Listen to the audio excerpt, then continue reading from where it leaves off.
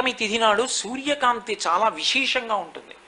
అటువంటి సప్తమి తిథి నాడు రథసప్తమి వచ్చినప్పుడు ఆ జిల్లేడాకులు రేగుపళ్ళు తల మీద పెట్టుకుని నమస్కారం చేసి సూర్యుడికి స్నానం చేస్తారు. ఎందుకు అంటే సూర్యబింబంలో ఉండేటటువంటి ప్రాణశక్తిని పుచ్చుకుని జిల్లేడాకు ఇక్కడ ఉండేటటువంటి గోరువెచ్చటి ఆ బ్రహ్మస్థానము నుండి ఆ లోపలికి ప్రసారం చేస్తుంది. దానివల్ల ఎదర వచ్చేటటువంటి విశేషమైనటువంటి వేడిని తట్టుకోవడానికి కావలసిన శక్తి వస్తుంది.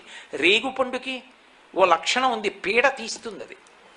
అందుకే పిల్లలకి భోగి పండగ నాడు చిల్లర పైసలతో కలిపి రేగుపళ్ళు పోస్తారు. భోగి పీడ పోయింది వాళ్ళకి అని. అంటే వాళ్ళకి ఆ పీడ పోతే వాడు భోగం అనుభవించడానికి యోగ్యుడవుతాడు, ఆ తేజస్సు నిలబడుతుంది. ఈ లోకాన్నంతటినీ చెక్కేవాడు ఎవరంటే సూర్యనారాయణమూర్తి.